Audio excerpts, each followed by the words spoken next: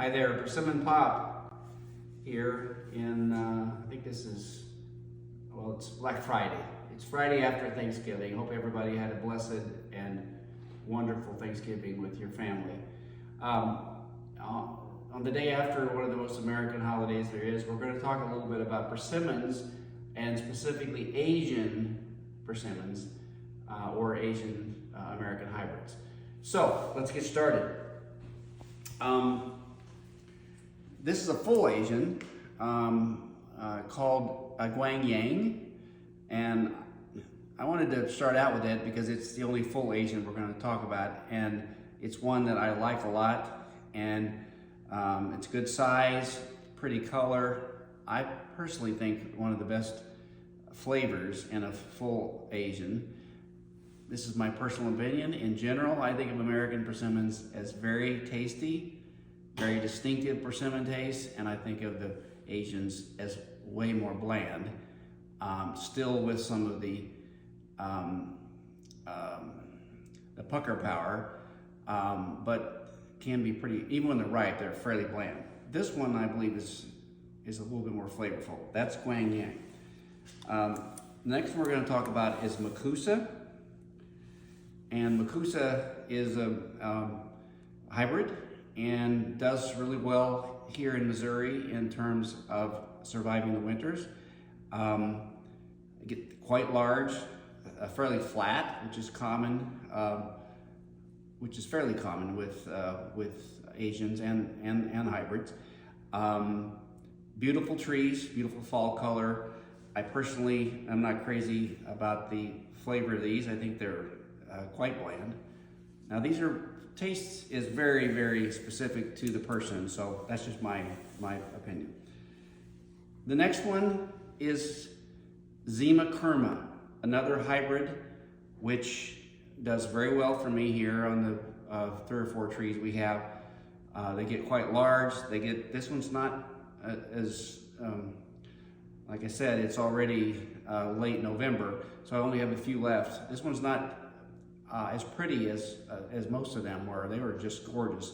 I find this flavor very good, very luscious, sweet this year. They were very, very sweet. Big fan of Zima Khurmas. Now, one of the things about Zimas and Makusas and the Guang Yang is, my experience has been, it's better to let them ripen on the tree, even though it's very late in the year before they get ripe, because the flavor is much better. They also tend to be, they will not fall off the tree, at least here. So you need to cut them. Shaking the tree really isn't going to get many to fall. But this one is one I'm highly recommend. The final one is Rosa. You'll notice, and again, it's a hybrid, it's way more orange than the others. It's a little bit smaller, but still, all the Asian hybrids are bigger than the normal American persimmon. This year, these things were very flavorful. You'll notice also that there's not a calyx on these. This is the one Asian that I found that they will fall off the tree when they get ripe, and if you shake the tree, you'll get some to fall off, and oftentimes the calyx stays on the tree. That's a very nice feature. For those of you who are ever thinking about making this commercial, you need to think about some of these things beyond how well they do in your area and beyond how winter hardy they are, but in terms of harvesting them and shelf life and things like that, how do they do? This one is seedless, 90% seedless, which again is another nice feature of a Rosa. They ripen a little bit earlier, and they ripen on a longer period. So I think personally they would fit in a commercial, in more of a commercial setting, very well. Speaking of seeds, the other ones I just talked about, the Zimas have seeds. About half of them have seeds. The Makusas, a very low percentage of them have seeds, but they do have seeds.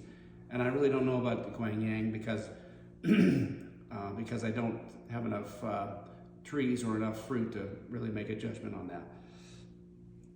Okay, that's kind of a review of the persimmons we've been harvesting this year. One last thing, during the holiday season, a little shout out to the dads with the dad joke. What did the buffalo say to his calf as he dropped him off at school? Bye, son. Till next time.